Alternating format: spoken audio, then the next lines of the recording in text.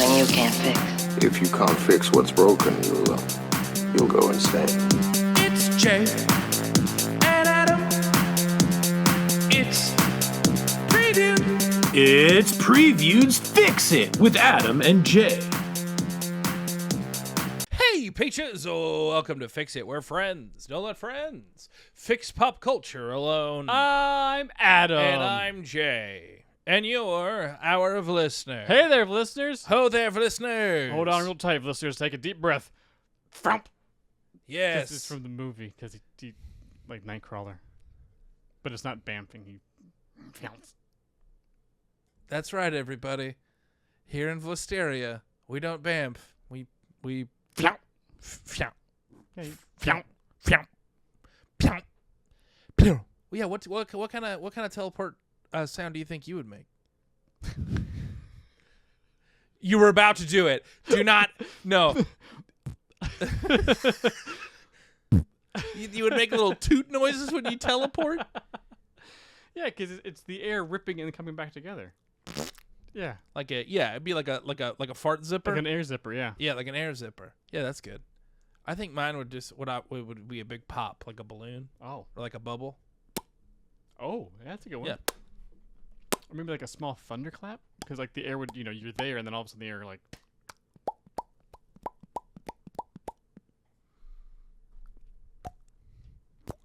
I can't do that sound. Anyway. Yeah, I know what you're talking. Yeah. Anyways, welcome to Fix It, everybody. Oh yeah, a podcast. we got really lost in the sauce there for it. Sound effects. Welcome to Fix It. I'm Jay. That's Adam. You may know us from the wildly popular YouTube reaction channel Previewed, or you may not. And shame on you. How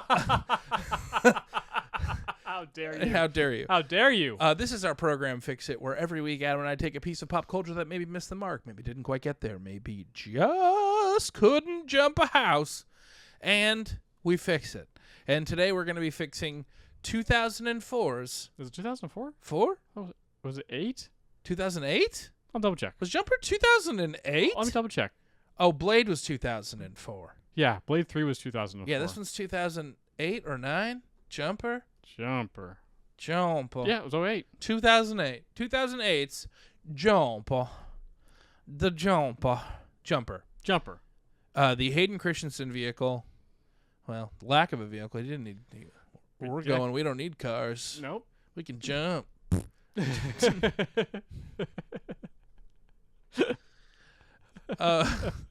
just jumped. That's what it was. No, I know. A movie that I have to be honest. This was my first time watching it for this program. Did you see it originally? And, I did not see it originally. This is the first time I watched it. Not many did. I have to be honest with you. I didn't hate this movie. There's no reason to hate this movie, but it definitely could have been something more than it was. I think that's what makes me so upset about it, was that it was like they had a good kernel of an idea, and they had a good production behind them. They did. Like, I think like the CG of the all of the effects of the jumping and stuff, all was really cool. They gave us a world that was interesting and, quite frankly, we hadn't really seen before. Nope. And they just told their story in such a poor way that it was this is a fix that is basically we are just fulfilling in the potential that this movie had lost. Yes. That's it. Like, this doesn't need a gigantic overhaul. Someone just needs to actually blow up this balloon. Yeah. You know? But before we blow up Jumper, before we blow it up the Jumper, or what did you say earlier? Yumper? I think Jumper. it's a soft J, like yogging. I think we're gonna fix Yumper. Jumper. Yumper. Before we fix Yomper, we have come to everyone's absolutely most favorite segment. We took a poll. It's Roll for Convo. We have 20 topics of conversation that our wonderful producer Brian has given us. He's the best producer in the game. Also, if you've seen his wanted posters, study them, figure out what he looks like, and we will find him. See something, say something. See something, say something. And if you find our producer, let us know. He's been hopping VPNs, sending us the full edit of the podcast every week. We're still not sure where he is. I have no idea where he is. The manhunt continues. But anyways, I'm going to roll a 20-sided die to figure out what our topic of conversation is going to be. And I'm rolling right now, and that is a gentleman's 10, my friend. A gentleman's 10. What was the first thing you thought about when you woke up this morning? Anything goes in morning talk.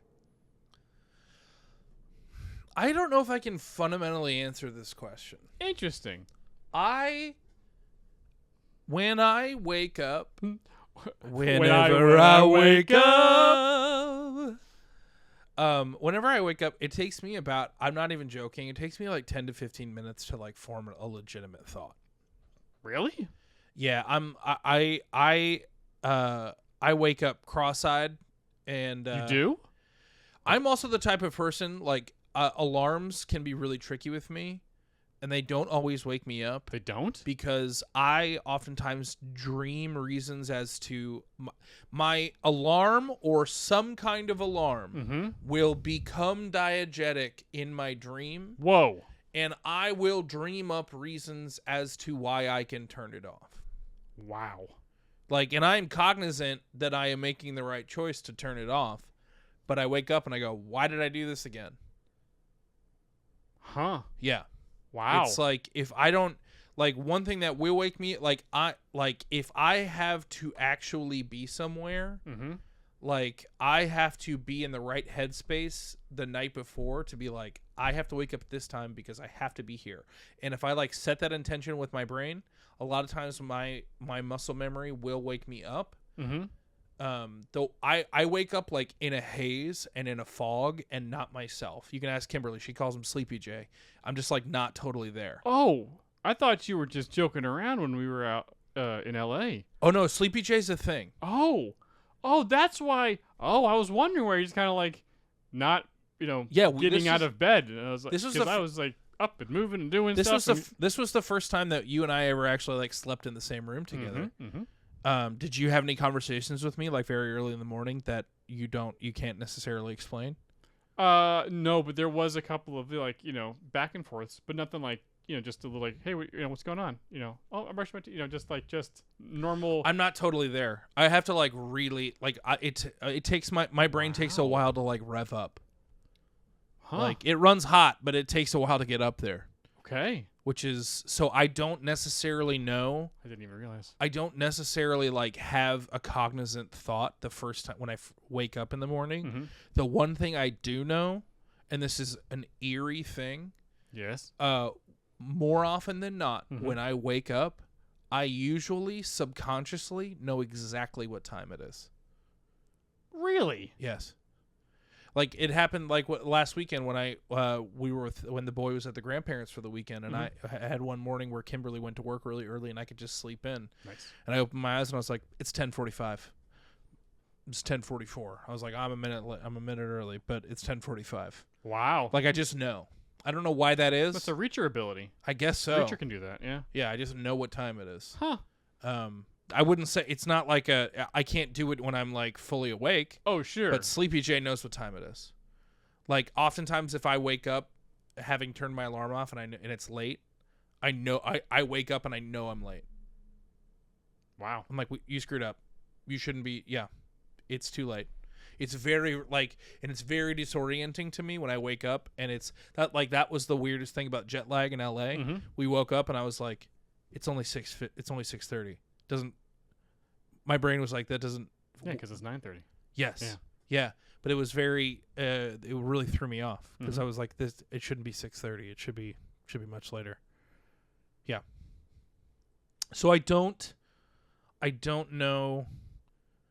Like this. Yeah, because Kimberly's been working mornings this week, so I've been getting up with the kiddo.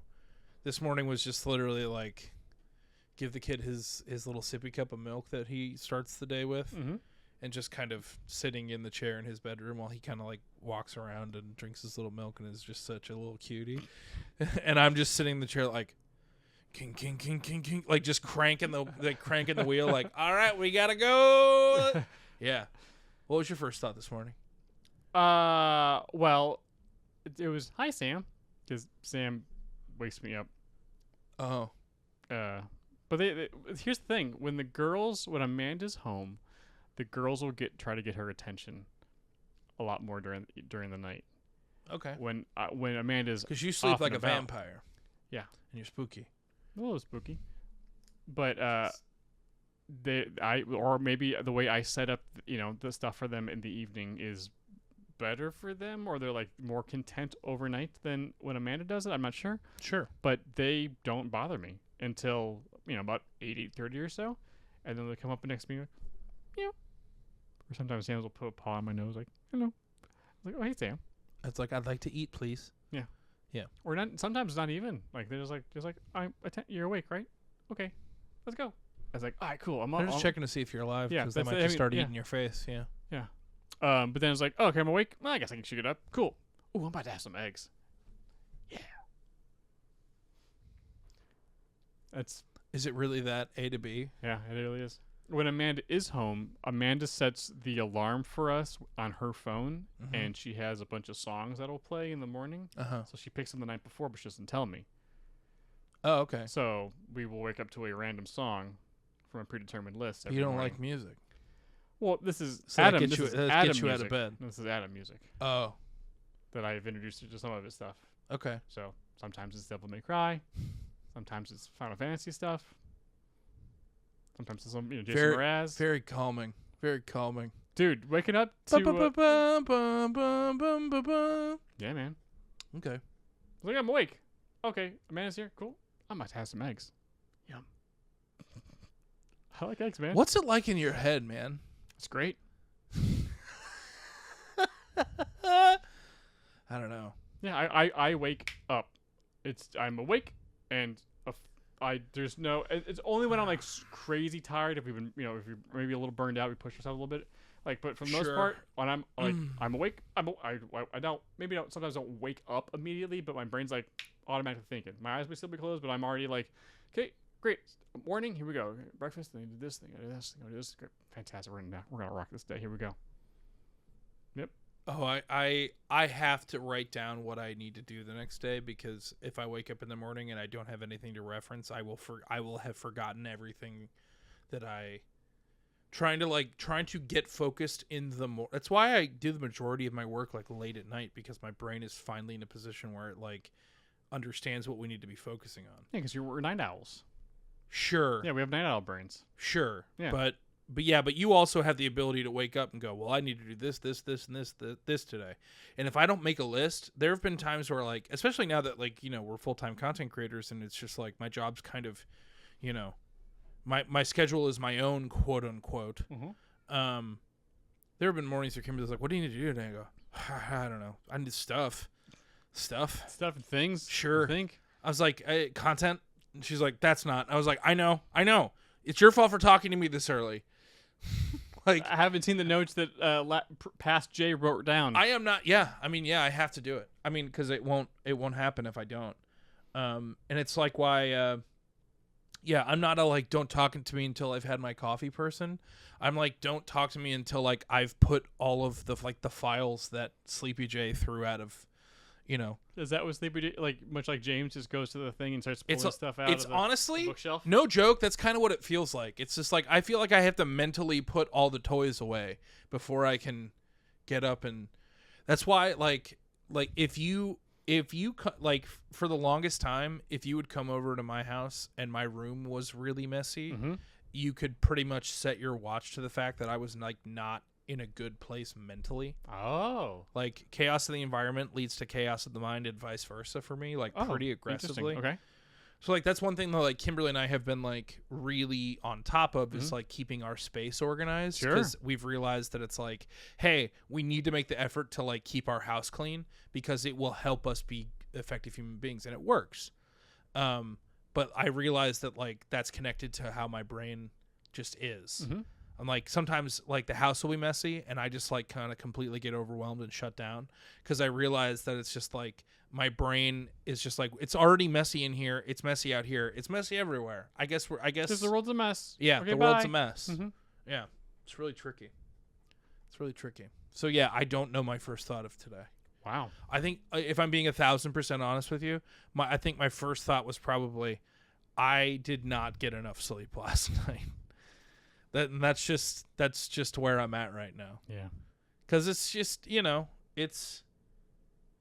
we've gotten much better at our time management, much better. But it's still, at the end of the day, it's just there's just not enough J to go around. Is really the cut of the jib on that one. But what can you do? Make more J's? Yeah. I mean, you can clone me if you want to, but man, those clones are gonna go crazy basically immediately. Almost immediately. Yeah. They step out of a tube. Oh. Yeah. Oh, I step out of a tube. Well, no, they wouldn't know because they're sleepy J. It's gonna take them at least 20 minutes. It's gonna take. We have 20 minutes to get them into a safe location. Yeah. What if they never meet you? We just have to separate them. Oh, that's not bad.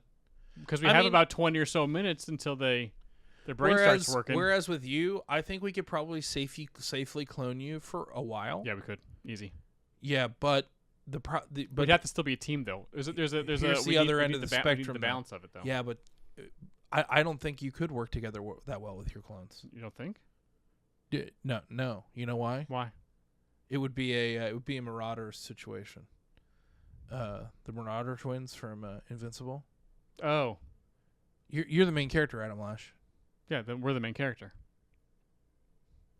We are Legion. Expect us. I'm not 100% sure that you guys would be able to hive mind like that. I think it would be an individualist.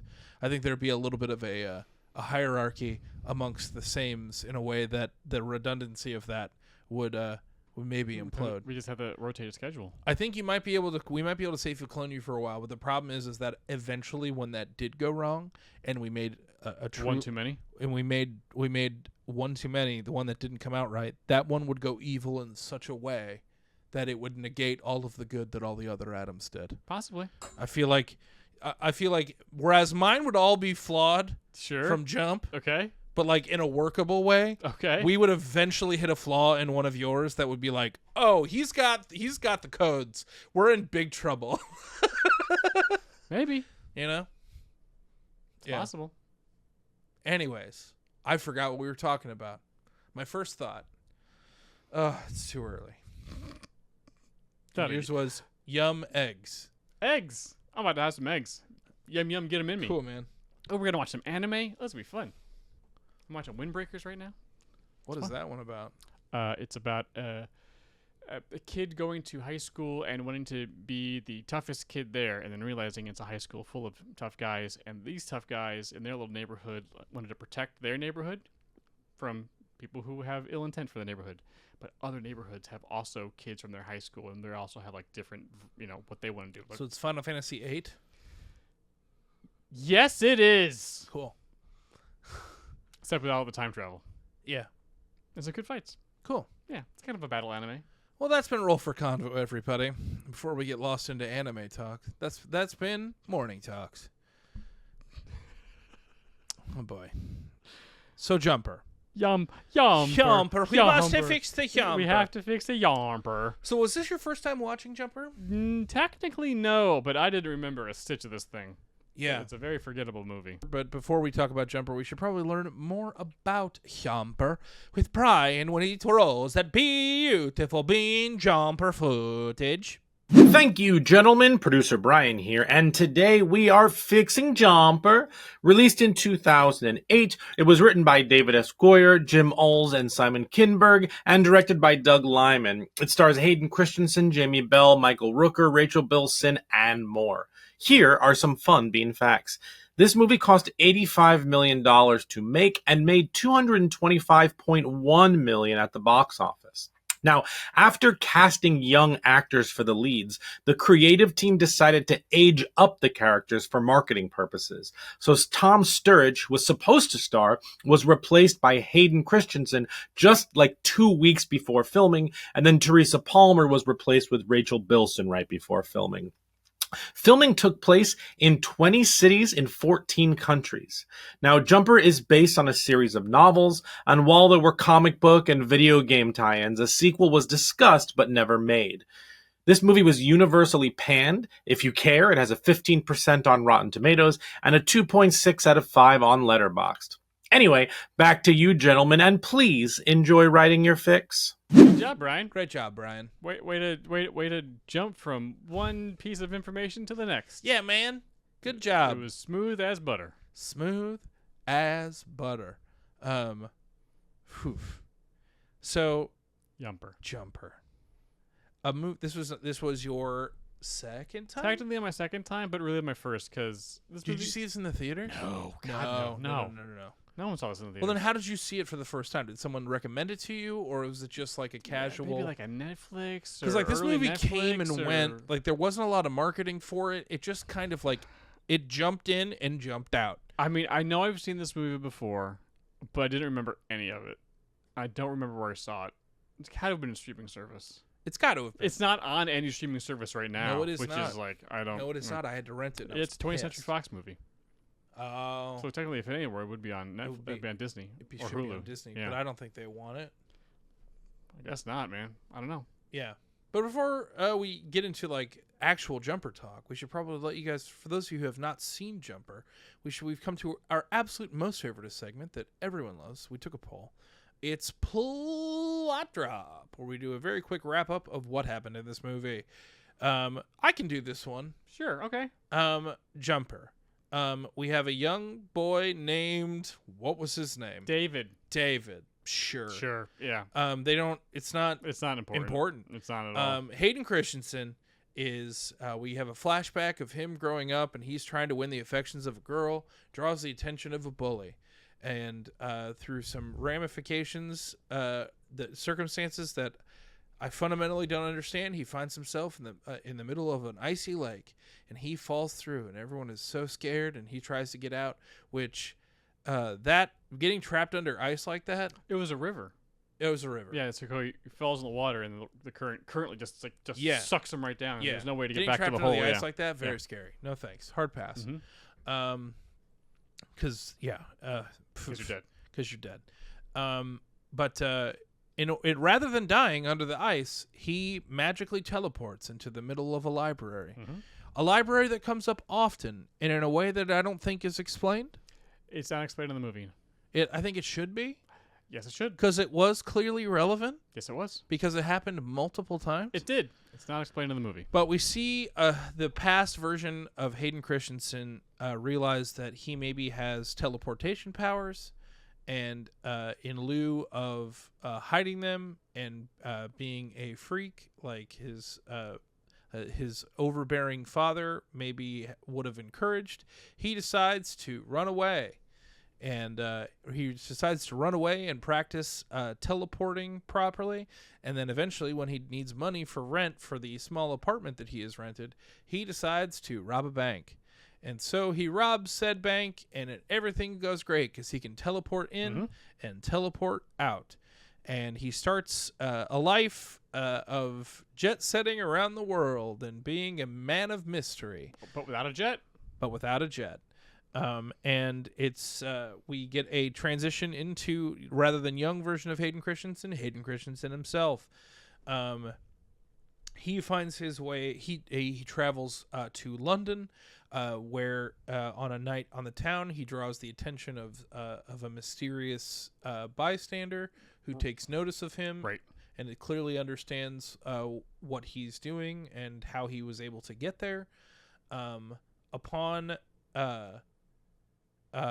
then we are met with Samuel L. Jackson, who has white hair in this movie. Yep. And hates jumpers. He hates the jumpers. He is introduced by killing one of them in the rainforest with some electric wires and a knife. And saying only God should have this power. Yeah. I didn't know God was teleporter, but apparently he is. He says it like a lot. He does. It's like his only thing he says is that only God should have this power. Like a bunch of times. Stab. Like it's a mantra or something. He gets a lead on that bank robbery case, and it comes to find out that he starts tracking down Hayden Christensen. And then Hayden Christensen is on the run from Samuel L. Jackson. He decides to lay low in his hometown. Yep. Because he's got money stashed in his old house. And also, he decides that he is going to go find Margaret. Margie, I don't know, man. Allison, I don't remember. Francis, The girl he had a crush the on. girl he had a crush in high school. Yeah.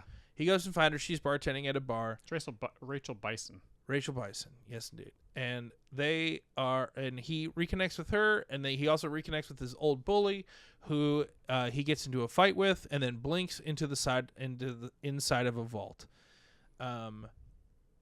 Now he convinces his old flame to go away with him, and they travel to Rome. Mm-hmm. At this point, but they take a plane, I can't imagine how much torture that was for him to actually fly like that. Yep. And he convinces her that he's into banking, and that's where he's gotten all his money, and how he whisks her off to Rome. The bully who's been teleported into the vault squeals and spills the beans, which tips off Samuel L. Jackson.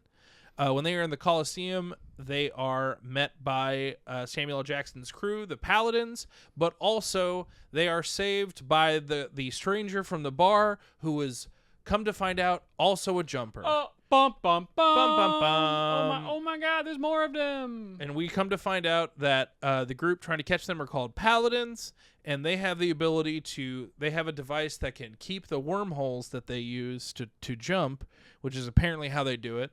They barely explain that. Yep, it's barely explained. In a way that I kind of like, but also kind of hate. Yeah, it's a little bit. There are more rules, a little bit more rules than Nightcrawler. Yeah, they're able to keep the wormholes open, and that's how they track down the jumpers, because they can follow them. Mm-hmm. But they barely escape, and this is where the plot gets a little murky, in my opinion.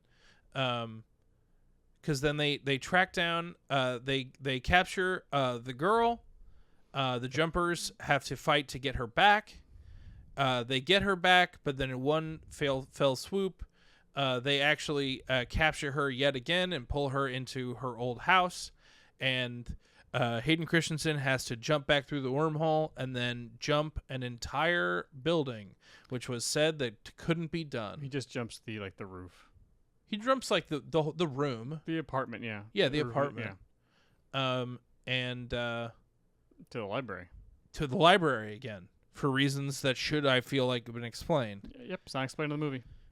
Samuel L. Jackson is defeated by being the jumper after they've destroyed the wormhole keeper opener.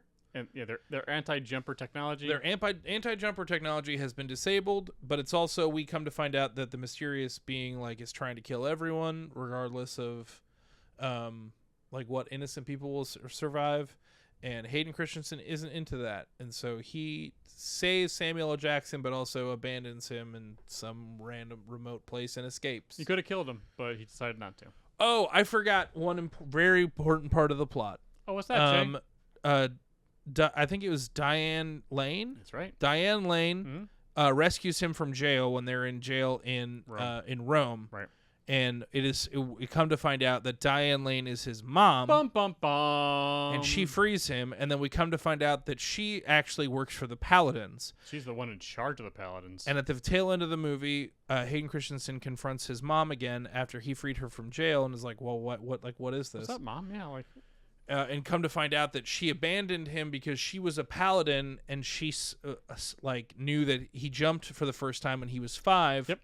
And she knew what he was, and she either had to kill him or leave. Mm-hmm. And so she left. And had a daughter, Kristen Stewart, who wants nothing to do with him. It's very weird. Kristen Stewart in there for just a hot second. Yeah. Hot second. And that's Jumper. This movie is only 83 minutes. It's 83 minutes long. And it feels long. It's a long movie.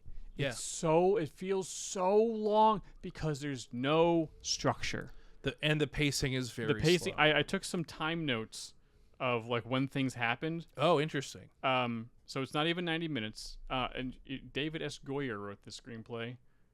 Kind of not shocked by that. Okay. He writes a lot of these movies that we end up fixing. At 52 minutes in, we finally get the explanation of the conflict of the paladins versus the jumpers. Yeah. Of which we've only seen 3 in this movie. Yeah. The one kid that who gets killed earlier, and then the 2 main ones, I guess. At that point, the movie only had 30 minutes left. Yeah. So that's like the end of Act 1 happened at 52 minutes. Mm-hmm. The explanation of the world that you're in is usually the end of Act 1. Yeah. Or the beginning of Act 2. Sure. Which should be on like page 30 Yeah. of a script. Like, it's the type of thing where he should have been meeting this other jumper like 25 minutes into this movie. Yeah. Like, At that bar. Yes. Yeah. Like, let's expand this world and explain this world much faster. Yeah. But okay. So this is my first time watching this movie, and I'd heard a lot about this movie, and I knew this movie was kind of bad. I didn't hate this movie. There's no reason to hate this movie. I think the vibes are right in this movie. I think they've like really built a world that's kind of like they've built a movie world here that's fun. I think that the special effects were in the right spot. They were great. They're really good. Like, It I didn't just need to be too complicated, and I it wasn't. bought it. Mm-hmm. I thought like the color balance was like in the right spot. Mm-hmm. Like, I know that sounds stupid, but like sometimes it's very good. Yeah. I was like, oh, like the art direction of this is just like spot on. Yep. Like, I buy everything about this. The Like, choreography of the fights when they're jumping from different place to different was place awesome. was great. Like, there's so much, like, this movie has really, really good bones. Yes. And it's just, but it has, like, the doorway has this long, winding hallway that it's just like, are we still in the hallway? What are we doing right now? And also, what really is our main character doing? And what's his why? What's his goal? What's his why? Yep. Like, and the thing is that, and they were like, well, the why can't just be that he just like kind of wants to sow his wild oats. Yes, it can. Yes, it can. He just wants to be free and do his own thing. Yep. That's a thing. Mm-hmm. But you've basically, it's another circumstance in which Hayden Christensen is given basically nothing to do, and we're all mad at him about it. And he's like, no, this is just what's in the script, guys. I don't know what to tell you. Like, he had this character has no characteristics. Like, the main character of this movie has no characteristics. Nope. Like, at all. Other is than not. he likes to jump. And he doesn't want to do anything terrible. He wants to be a good kid. That's about it. Yeah. He's not willing to sacrifice innocence. Yeah, but he'll steal. But he will steal. Yeah. And he will jump a guy into a vault, but he doesn't know when it will be open. Also, I will say, from an art direction perspective, I think you are hard pressed to find a cooler main character apartment in any movie ever. His apartment was awesome. Yeah, it was. With all the photos on the wall and everything and all the reference stuff. I was like, this is dope. I was like, this is cool. I believe that, I buy this. I understand this. But you just, like, this character had so much interesting things around him. Yes. That they thought that would make the character interesting. I guess. And it didn't. No. Nothing. No character actually gets any development in this movie. Yeah. And if I'm being honest, it gets to a point in this movie, the second time, where, like, she's there. It's when they're leaving the police station in Rome. Yes. And she's like, I can't trust you. Yeah, what's going on? Like, what's going on? Like, I don't, like, I need to be able to trust you. Yeah. And he's like, then just trust me. I was like, if any reasonable person in that moment's going to go, nah, you know what? I'm going to go. I'm just going to head to the airport. I'll figure it out. Yep. No. Hard pass. Like, I don't buy that she sticks with him. Nope. In any way. Nope. I can understand that, like, I could understand it if they played it in a way that, like, she very clearly was afraid of this person and did not want to say something that he didn't like. But, like, it was not played that way. No, it was not. And also, you have not built a rapport enough of this character in the beginning scenes for me to understand their connection. No. So he clearly liked her at the beginning. Then he died in the river. No one found the body. Everyone thought he was dead. Yeah. And then he just shows up like 8 years later-ish. Yeah. And that's they're highly suspect. Highly sus, and they bang that night. Yeah. Which is like, that's not how people work. No. Yeah. I don't know why she was in this movie. No. She shouldn't have been in the movie. They didn't need a love interest. Not really. No. Because she was just a damsel the whole time. And or should have noped out of the situation pretty early. Yeah. Or like there was nothing about their relationship that taught him anything. Or her anything for that matter. No. Their relationship, a relationship in a movie needs to exist in order to cause a change or a shift in at least one person in it, and it doesn't. From a storytelling perspective, You're right. It's like if you're gonna put them, if a relationship is going to be front and center like that, like it needs to be transformative in some way, like or it's just the status quo. If there's a courtship of any kind, I'm like, cool. What's the voyage here? There was no voyage in this movie. He was just like, I like you. You're from my past.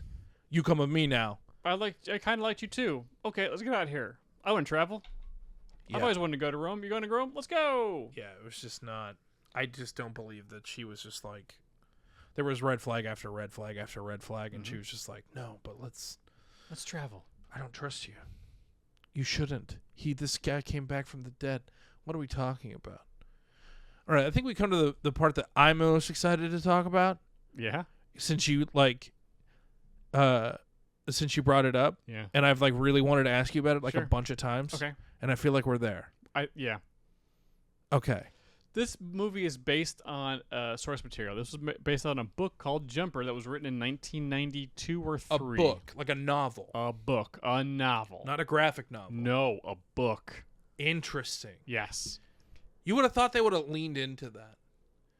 You know what I mean? Like that's a marketing strategy that I feel like. But this was also a little bit before that like really took off. Well, quick side note. Do you remember the movie Push? The novel based on the novel by Sapphire? No, but it was a movie called Push. I think it was called Push. That with Chris Evans. No. That they had like they had like telekinetic powers a little bit. Like there was some people. Oh, it was in and around the same time as this movie. Talking about. I do know. I don't think was it Push. I don't think it was Push. Think it was Push. Maybe Brian can come save me here unless maybe I type it in and it turns out that I'm right. Holy crap, I was right. Push from 2009. An hour and 51 minutes. Yep, Dakota Fanning, Camila Bell, Chris Evans' third build. Interesting. Yeah, just like another. This is before Captain America, dude. It was, but after Fantastic Four. It was kind of like this little era, but as the MCU was starting, of like these little movies where people are having powers, but they're not superhero movies. Yes. And it's like, let's explore what that would be like. It's not so we don't have to worry about superheroes. It's just superpowers. Yeah. And what's going on. And Push was a decent film. Jumper, a decent film, but there was nothing really like concrete. Yeah, anchoring it. It just never really landed. Yeah, superpowers by themselves don't make a movie. Yeah. You need a reason for why the superpowers or due to something. We need the symbol. Or something that this movie didn't have that Push didn't have when it comes to the powers. Yeah. They don't world build strongly enough to be like a Hunger Games kind of situation. Sure. Like, you know what I mean? Like they almost pump the brakes a little too hard to try to not be too fantastical, that like you almost need that extra level of fantastical for us to like really buy into your fantasy world. Mm-hmm. Like Jumper's too close to reality in some respects that like it doesn't feel special. Yeah. And because they're trying to be like, isn't it interesting? Like they have powers, but it's the normal world. And I'm like, I don't want to go to the normal world. Yeah. Like, no, I want to go to Hogwarts, dude.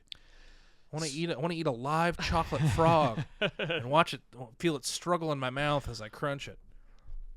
That was the sentence you just said. Yeah. Okay, so Yumper, based on a book from the early 90s off the same name, is a lot darker than the movie. Okay. Like, now that I know it's a novel, I kind of want to read it. Not really. No, it's over 300 pages, and so this is what happens. So David does get powers and starts jumping, but he's the only one in the whole novel that does it. He's the only one with the power. Oh. Yeah, there's nobody else. There's no paladins, and none of that stuff takes place in this movie. His dad is abusive. Oh no. to him and his mom, Oh no. which is why he starts jumping to get away from his dad. Oh my god. Yeah. And the reason why he keeps jumping to the library is because that's what was his one safe place where he spent a lot of time so he wouldn't be home. Oh. Yeah. Oh. Yeah. So he starts jumping, realizes he doesn't have to be home anymore, and you know what? I've always wanted to go to New York City. That part's the same. Goes to New York, robs a bank, starts living his life. But the CIA catches on to that. So there's no paladins. It's just another like agent who's trying to figure out who robbed this. It's the Men in Black. I get it. Yeah. Eventually, they figure out that it's David. How? They just figure it out. Okay. They point A to B to C. They do start to figure it out what's going on. So to lay low, David lives in Oklahoma for a little while and starts dating this college girl, Okay. which is the Rachel Bison character, and they have a relationship here and there. Blah blah blah blah blah. At this point, his mom, who was still with the dad, dies due to a terrorist attack on an airplane. And so now... That's not what I expected you to say. I know. That's not what I expected didn't you to expect say at all. read this last night. This was... I read... Like, wait a second. What's... Because I saw it based on a book. Right in the beginning of the movie. It's like, wait a second. What was this book like? Holy crap. So now David has a goal. I want to kill the terrorist that killed my mom. Okay. So the CIA guy's after him. Now David's after the terrorist, and eventually his dad gets kind of roped in this whole thing as well. Okay. And so basically, David, through jumping and doing all this stuff, and has like these three people, or he's hunting one guy, the CIA's hunting him. He's trying to figure out what to do about his dad because his mom just died. He finally kidnaps all three of these dudes. With the intent of killing all of them. Okay. Because they're the antagonists of his life. Sure. And then realizes, I don't have to. I think there might be a better way. Yeah, just drop him off in the middle of the ocean. Sure. I mean, he gives the terrorist to the authorities. Okay. The CIA agent realizes that he is not a bad guy. And lets him go. And he lets him go. And his dad, he makes sure his dad goes into therapy. And then realizing that he also needs therapy because of all the traumatic stuff that he dealt with as a kid. David goes to therapy. And that's how the book ends. Are there any sequels to this book? I don't think so. The Wikipedia entry did not say there were any sequels. Producer Brian here again. Just want to jump in quickly because there are multiple sequels to Jumper. There's Reflex in 2005. There's Impulse in 2013 and EXO in 2014. There was also a YouTube premium TV show called Impulse in 2019. Anyway, back to you, gentlemen. What a wild... The movie's based off that book. What a wild... Not at all this movie book. Yeah. If I were the author of that book, I'd be pissed. Well, hopefully you got paid well for the rights. Yeah, but Yeah. it's like what we were talking about in Roll for Convo like a month ago. Like that should be it's like, yeah, you can sell the rights, but like if you really just don't do my book, you should have to pay me more. You know what I'm saying? Sure, but I mean, that book is on a good movie. Sure, but that's not, I don't know. I mean, at least they made this a movie, kind of. Sure, Wasn't and they even 90 world build it minutes? in a fun movie kind of way with like giving like there's an agency trying to find these jumpers who are trying to apparently dispense God's will. Apparently, they bring up God a lot. Only God should have the power to teleport. Stab. Yeah. Whereas if I think the U.S. government figured out that people could teleport, they would. Yep. You work for us now. Oh yeah. Yeah. We're gonna pay you real well, but Oh, like You're the most well. but you're ours. Mm-hmm. We own you. I don't. So I was excited for you to tell me about this book, but the more you talked about this book, the sadder I got. And I'm not sure any of that really fits. it doesn't. I think maybe the beginning part could if we just took out the terrorists. But here's the thing. Sure. Like that's a hard hero's origin. Yes, it is. And even though I understand, like, it's important to like tell these stories, and it's important to, it's important for people to see stories like that so they can understand that, like, they're not alone, and if they're in a circumstance like that, like they need to do something about it. And they can do something about it, and there are people to help them. But at the same time, for like a lighthearted hero, like, superpowered adventure, it's not it sets a tone that, like, that sets you down a road that I don't think you get, like, the fun, like, you don't get the rad cool vibes this movie does. No. Like when they, you don't get the other guy, jump in a car just because it's cool. It's kind of like, oh yeah, but remember the first 20 minutes? It was like reverse the opening from Up, just like sad and not a fun way. Yeah. Huh. Yeah.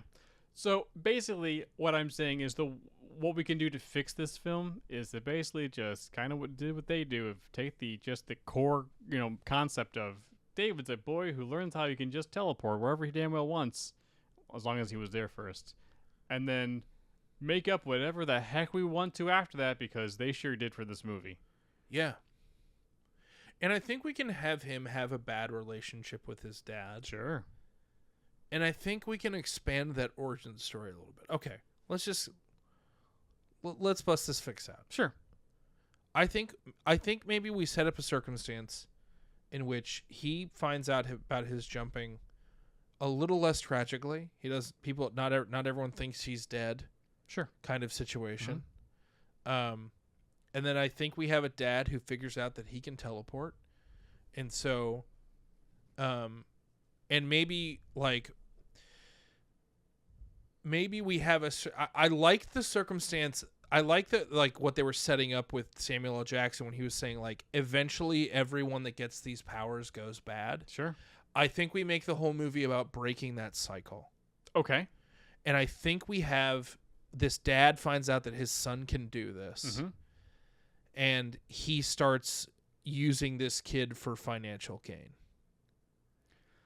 Okay. Like, his dad is a bad influence on him in that, like, he's the one that sets him down this path of, like, robbing banks and things like that. Okay. Are you feeling me, or where are you at? My thought is, I like the same thing of, like, the dad, there being a bad relationship with the father. If we want to do the whole paladin thing and the mom being like I'm in charge of this thing, I mean, sure, that's not a terrible, like, superpower hero or just superpowered person, story for this movie or even later films. I mean, honestly, if they're going to use it, or can the mom be a jumper rather than a paladin? That would also be cool. Either way, I think works. But if she's going to be part of this movie, she needs to show up way earlier and be a part of it, not just be at the end. I would agree. Because I think you can either make her a paladin and that's fine, or you can make her a jumper and she left because she knew that the paladins were eventually going to find her and they might hurt him too. Yep. Like, she had to be on the run. What if it was this? In order to speed the process up of this whole film, because like getting Samuel L. Jackson on this guy's his tail almost earlier, is that they haven't the mom's gone. Dave is not having a great time at school. There is no love interest. Maybe he can have a crush on a girl, but we'll not see her later. We don't need a love interest in this movie. There's too much other stuff to do, and it wastes time. That once he has an argument with his dad and his emotions just get the better of him, he jumps right in front of his dad, and then he's like, "Oh, wait, what?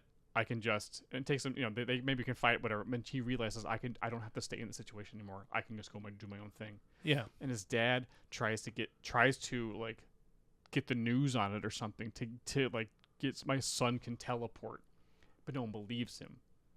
Okay. Because he's trying to make some money or whatever. Because he's for whatever his reasons are. Sure. But that, of course, is exactly what Samuel L. Jackson was looking for.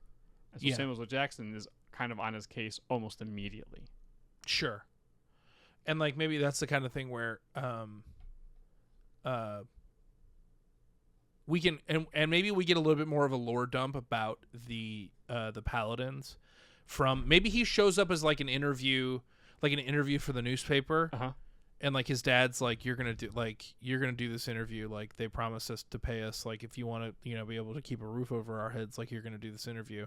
And like it turns out to be Samuel L. Jackson, and like we get maybe like, you know, they get a one-on-one interview with the kid that can teleport, and we get an explanation of his like mindset and like what is actually going on with his powers, and also like why he's there as a paladin, and his like we get all of the mindsets, we get all of the ideologies and the circumstances out of this interview, and like it becomes very clear that and even maybe his dad is in the room as well, and when realizing that they could be in really big trouble for him being able to teleport, his dad's like, well, if you need to take him, you can take him.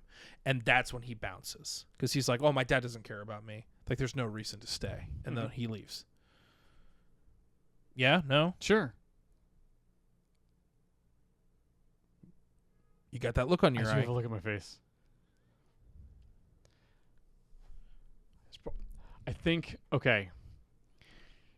He jumps. He realizes he doesn't have to be around his dad. His dad still tries to cash in on something, just tries to get someone's attention to this thing for some type of attention for whatever his, personal reasons are. Sure.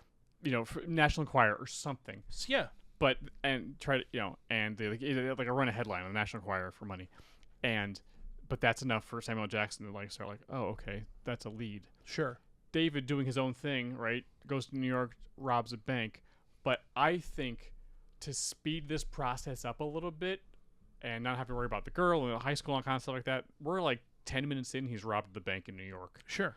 But as like a little bit of time after, not even that much after, Samuel Jackson tracks him down. Okay. And is about to kill him, and his mom shows up. Oh, okay. Because if it was a National Enquirer, she also had access, to Yeah. the information. So she realized that David is jumping now, and he's in trouble. His mom shows up. Turns out she's a jumper too. Yeah, absolutely. And there's a fight between Diane Lane and Samuel Jackson. Yes. Over David. Yep. She jumps David out, and then lore dump. The mom does the lore dump. Yes. Okay. Welcome to the world. This is what's going on. We need to now live off the grid, and I'll teach you how to do this. But you need to understand there's a lot more at stake here. There are a lot of other jumpers. Most of them work for themselves. Like it's a pretty isolate. Like if you want to just give this up now, you probably can. Mm-hmm. But like if you're gonna continue to do this, like there are certain, and you know what people love? Give them a code. Yes. Like give them a bunch of jumper rules, and so it's the kind of thing where, we will get and almost make him too rigid. You know what I mean? Sure. To the point where like him eventually, like we're gonna have to get a growth of this character that he's gonna realize that like, there's no it's like these are the rules that are to keep you from going bad, but there's no rules to make sure you're doing good. Yeah. Kind of thing. Mm-hmm. And like maybe these rules are just to survive. These are just to survive. Maybe his mom is like a little too draconian about things, and he's like she wants to because she's just trying to save him. She's just trying to save him, but she's also just been in survival mode, and he wants to help people, and however that works out. And so that's where like they kind of not butt as heads. a superhero, but just as someone who can help, as a concerned citizen. Yeah, a concerned, highly specialized, and extra powered individual. Yes, your friendly neighborhood jumper. Your friendly neighborhood jumper. In the cul-de-sac jumper. His neighborhood. Yeah. Yeah. So that's Act 1. Great. Lore dump. Love it. Rules, time jump. Yes. Until he's young Hayden Christensen. Starts on his own. Absolutely. And then he can't not help people. Yeah, I think he lives by the rules, but keeps finding himself in and around situations where he is able to, like, because in the movie there's a giant flood and people are trapped on their houses. It'll take a miracle for them to for anyone to save these people, like that type of all of a sudden those people are just. Yeah, he starts putting himself on the map a little bit and starts to get noticed because he's helping people, and his mom tries to shut that down, and so does Samuel Jackson. Even though he's not doing anything wrong, He's just trying to help. Yeah. But both their codes are too rigid in seeing the fact that there might be another way of just being a helpful person. Yes. And then, so what's our Act 2 finale? Mom dies or gets captured. But what leads to that? I think she needs to make it. She needs to do something that Hayden Christensen is not going to be able to like totally defend. Sure. Do you know what I mean? Yes, I think because this is happening in the 2000s. Like jumpers and paladins have been on the DL this entire time. Yeah. And he is saving people on camera. Like those flood victims. Yeah. Like they're documenting it. It's starting to pop up in the news, and the news of the yumpers among us would destabilize things or cause whatever. We need a side character, maybe there's some kind of like, you know, blogger or something that's posting all of these articles online about the jumper that he's working with, and he's kind of feeding them information. And so maybe maybe here's how Mom gets captured. Okay. Samuel L. Jackson figures out that he's working with this blogger and like figures out where they are, kind of stakes out their place. And we get a sequence where like clearly Samuel L. Jackson sees someone like jump into that, like wherever they're living, and the twist ends up being that it was Diane Lane going there because she's going there to kill this guy because he's the one that's spreading all the information about jumpers. And so he captures her because he's there to capture a jumper, and David figures out that he has to go there, but he realizes, like, he goes there to save his mom thinking that, like, but then realizes why she was captured in the first place. And then he doesn't really, like, he has to have, there's like a three-way kind of conversation between the three of them of, there's just got to be some kind of ideological difference there. Yes. Isolation, elimination, or just, we could just try to do our best. Try to help, yeah. Yeah. Yeah. And so it's like, I think he eventually saves his mom, but has to make his own road a little bit. We don't have to be isolationists. We don't have to live on our own. Yeah. We're just people. We can do this thing, but we're just people. What if, some of us want to help? And I think we can get like a pretty sufficient amount of like pretty rad, some pretty rad action sequences, like with some layered stuff, like him trying to like break in and save his mom versus figuring out what his mom did and then trying to fight his mom a little bit, and we get a 2-jumper fight, and then or how to add on top of this to actually give us like a good jumper fight at the end of the movie, like they did in this movie. What if the friend that he, one of the friends that he makes, who also happens to be a jumper, like, what if we crank him up a little bit more to be like, no, we need to stay hidden. I'll do whatever it takes to stay hidden. Okay. So like it's that third. Mom stays by the rules. Samuel Jackson is like, kill all of them.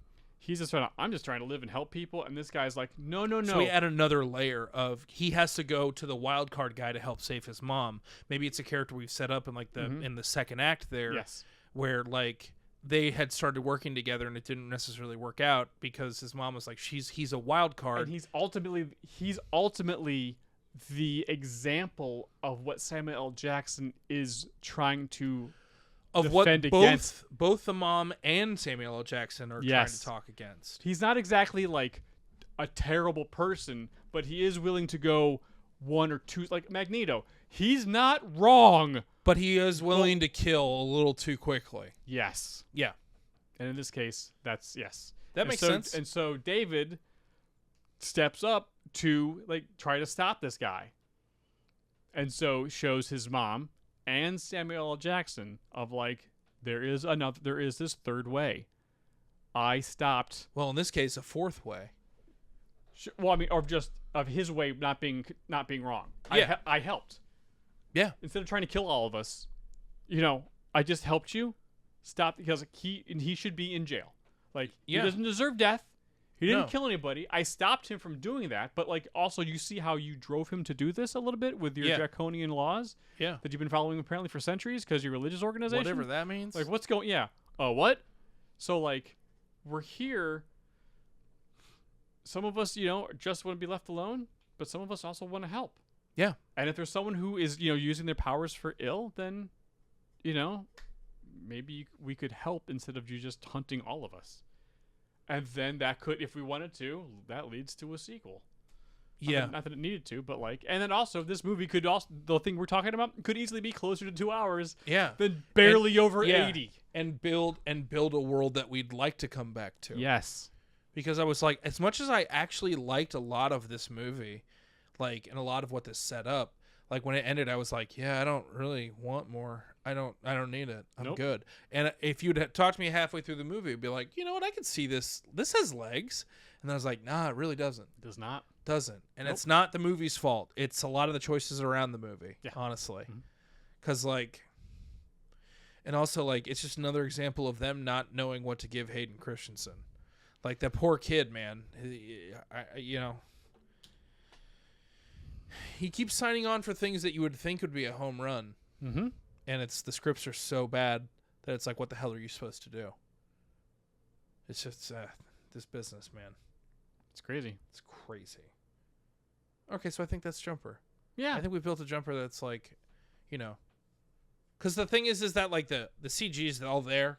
Yeah, Like, it wasn't. We all don't yeah. have to. We just have to like care a little bit more and Mhm. set and world build a little bit more and expo dump a little bit more. Mhm. Although there's parts of this movie that I appreciate that they didn't just expo dump on us. Sure. Because this is, I really thought this was going to be a lines of exposition at the beginning kind of movie. Oh, really? Oh, I really was. Oh, I really wow. was expecting it. I Okay. was shocked when we didn't get it. Interesting. And because that's always a bad sign. Yes. Well, usually yes. 9 out of 10 times that's a bad time. The only time it's ever the best is Pacific Rim, and outside of that, it's very rarely done. Oh, it's the best, dude. They Yeah. just give you these are the two Monsters terms. are called kaiju. The robots that build to stop them are called Jaeger.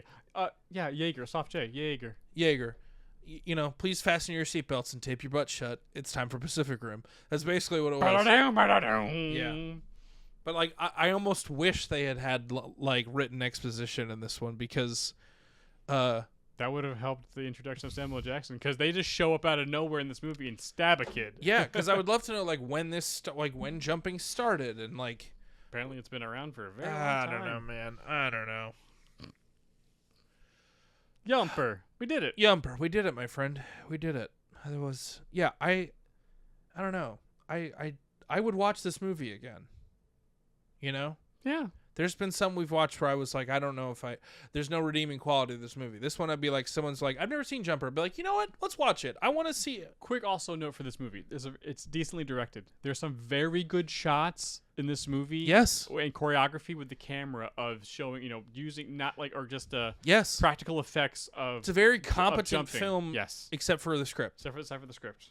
Some jumping around, like someone jumps in front of the camera, but like someone's standing on a rock far in distance. Like clearly that's not Hayden Christensen, but like that's No, but it's good. but it's an in-camera effect. It's very good. I liked So it. no CG required. Yeah, it was cool. Yeah.